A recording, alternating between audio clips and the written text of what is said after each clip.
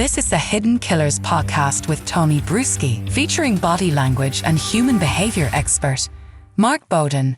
What about cases where the individual believes what they're saying, believes the lie? I mean, one that comes to mind, I don't know if you followed it, Chad and Lori Daybell here in the States. Lori Daybell on trial last year. Her husband about to be on trial as well. She's going to go back to trial in another state soon. But she is one, where the parent or the kids, her kids were murdered. They were found in buckets, literally, in the backyard of Chad Daybell.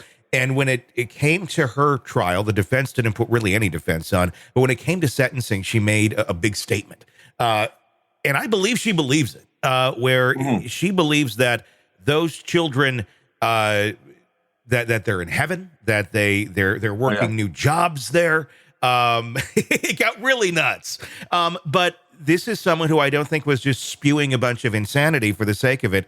I think she really thinks that this is everything that happened, that they were zombies, that they died, that she didn't kill a person.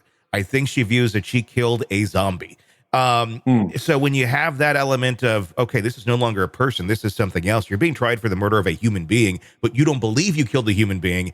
That's got to be a little tricky or a little more interesting if the individual is so psychopathic that they're able to believe their own insanity, their own, lies and delusions and deceptions that they've told themselves for whatever reason it may be. In this case, motivated particularly a lot by religion.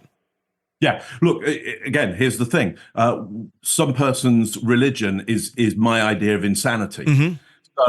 So yeah. And we group together as social mammals. We group together under values, beliefs, rituals, customs, goals, concerns, and signals. So let's look at that belief element. Beliefs are things that we know to be true and require no more data around.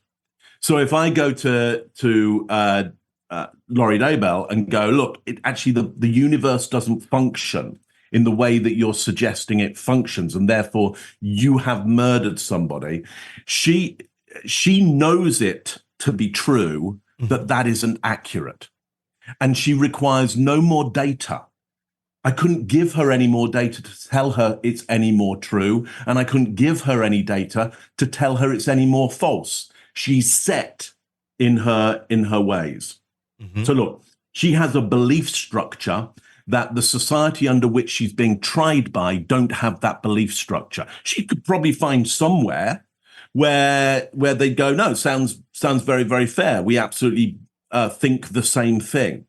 Many of these groups who have these, for most other societies, extreme beliefs, they'll often try and find a compound of some sort, somewhere where they're away from everybody else.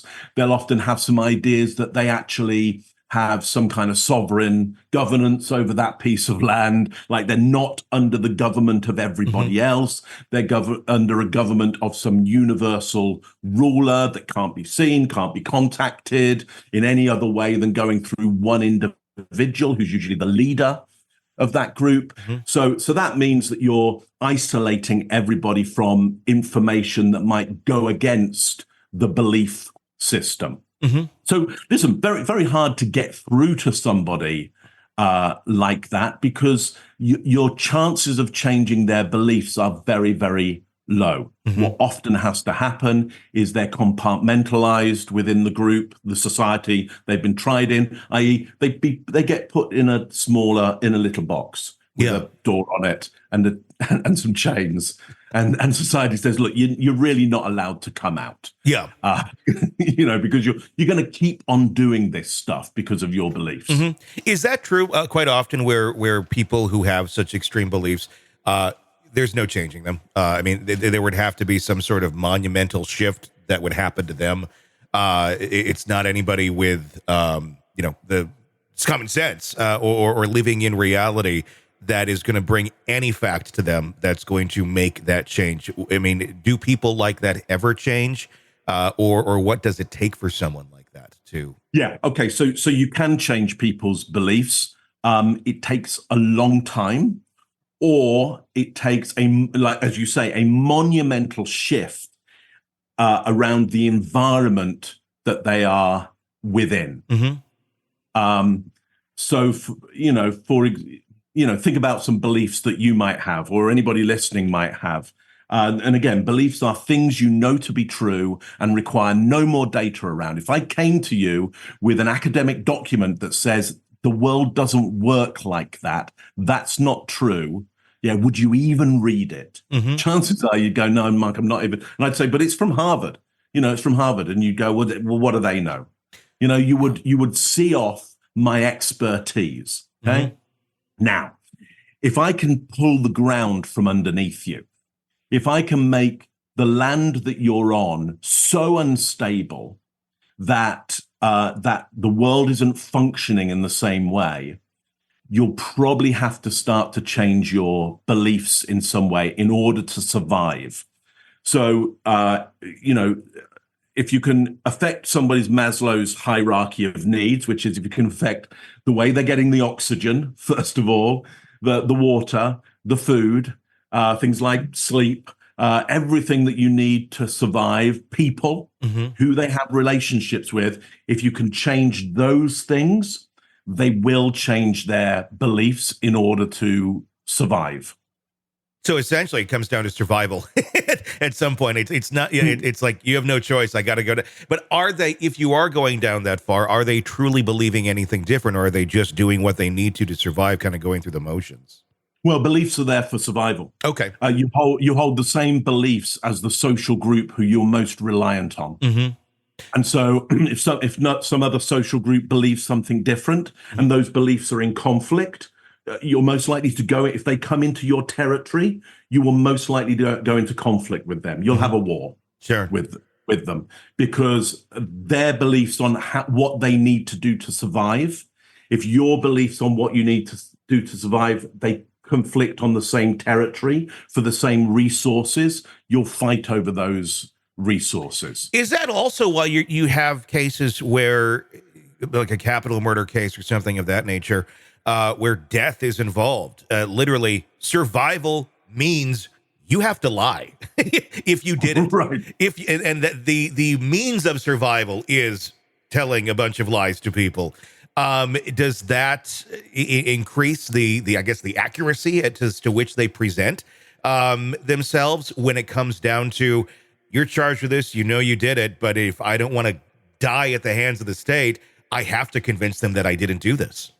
Yeah, look, we all have to be very, very good at lying. Okay. And Tony, here you are. You look very successful to me. Here you are. I'm on a podcast with you. You look very successful. So my guess is you have a strong ability to lie, because otherwise, how would you get on with everybody around you if you weren't able to deliver the right level of inaccuracy in certain situations in order for you to function and for society to function? So look, ultimately think about this: the people that you love most. Do you want them to be good enough liars so that they could save their own life in a situation? They could lie in a way that would mean somebody who could do them harm would not do them harm because they convinced them of something that wasn't true. Would that be fair? Sure. You'd like them to be able to do that? Yeah. Absolutely. And do you think they'd be able to do that? Do you think they'd be able to save their life? Some. With that?